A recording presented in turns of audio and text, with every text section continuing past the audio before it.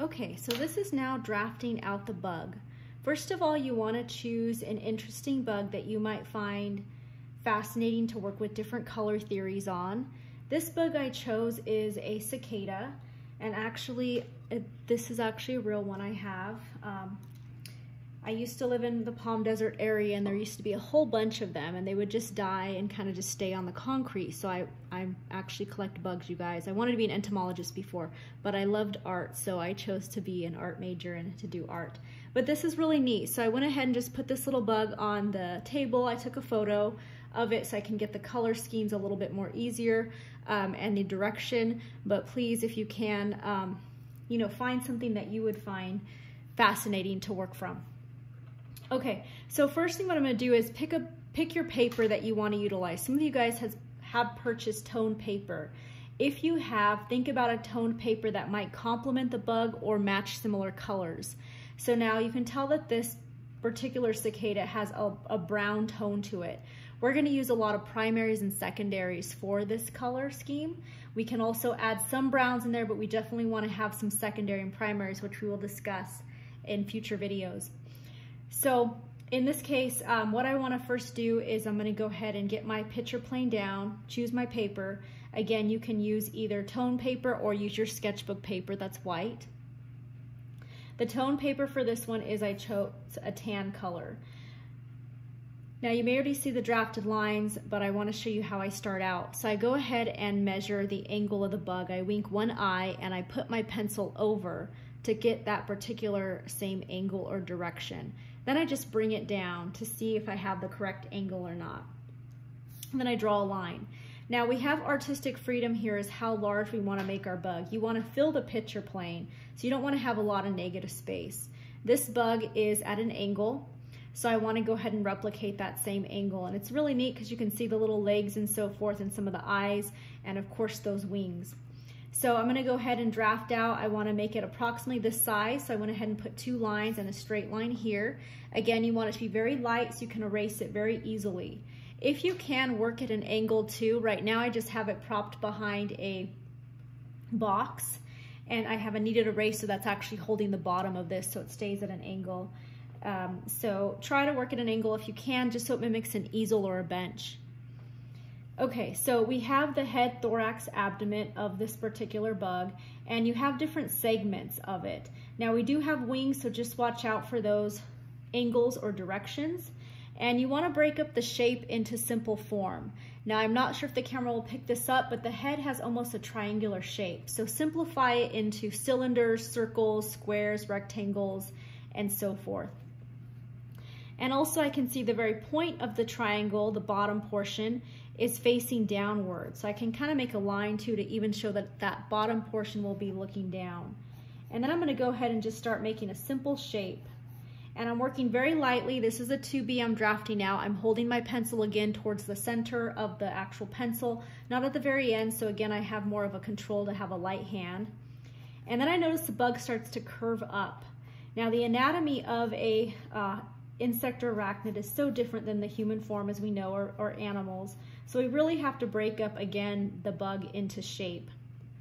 So we have the triangular shape here. We have another segment here that's like a cylinder.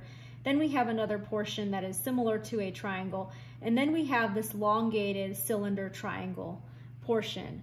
So again, as an artist, visually, we're just breaking up shape and form to kind of create the draft of how that bug will look completely. Now you want to measure too. So on this particular bug, I want to pick out an area that's a large portion, and I'll measure everything off of that. So like, for example, in the beginning of class, we did how many skulls tall or how many heads tall is the skeleton. Same thing here. I'm going to go ahead and measure off the segments of the head. Sometimes a wing might be helpful, or the bottom portion of the bug, or maybe the leg, but you want to pick something that is a solid mass that you can measure everything off to make sure you have accuracy. Again, we're just drafting up, so it's so easy to erase if I need to. We're just kind of getting the skeletal outline of these forms. Okay, so I'm going to go ahead and measure, and I'll measure directly just with my finger. You can always measure too with your pencil, but I'm going to count. There's 1, 2, about 2.5, so 2.5 heads in length. And again, I just took the width of that longest part of the triangle of the head, and that's 1, 2, again, about 2.5, or you could say close to 3. So however long I make my head, I want to make sure I have the same amount. 1, 2, 3. Okay, let's see again. Oh, excuse me. 1, 2, okay. So I'm double checking my measurements on my particular piece. And right now I want to make my bug a little bit longer, so I'm going to make the head a little bit bigger, just so I can have that freedom. Again, I want to have a good scale. You want to take your time as you're doing the draftmanship early on, just so you have everything accurately placed.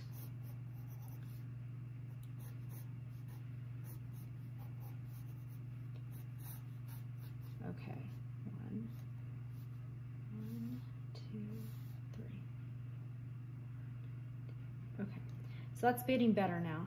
Okay, so I have a really soft outline. Again, the camera may not even pick it up properly or as easily, but I'm just trying to get shapes and just simple form right now out of this particular bug. You will never look at these the same way again, for sure, because anytime we draw something, we study them intently so they have a new meaning to us, a new definition, and so forth. Starting to get just the form of the eye down. Okay, and I'm going to continue on with the segment portion to just work with accuracy. And then again, you want to make sure you follow the shape of the form too. So just again, it's really good to actually talk to yourself during this. I know that sounds funny. I know I mentioned that before, but that is really good to make sure that you are getting the form down correctly. Even as if you're teaching somebody, this can help too. If you notice the eyes, there's one eye, about 1.5 eye before I get to the other eye. So I'm just gonna make sure I have the eyes properly placed. You can also put a line in the center too to kind of show where the middle point is at. If the bug is at an angle, remember, then it won't be symmetrical. And it's really up to you if you want to pick a bug that is symmetrical or asymmetrical, the angle. This one looks like it's almost walking. It almost has a lot of life still looking at it. And then it's just lit from small lighting, but you do see some nice iridescent form in there. Okay, so I'm going to continue drafting up this bug. Again, this is just the first portion of getting the angles down, the measurements, and just double checking everything. Okay, thank you.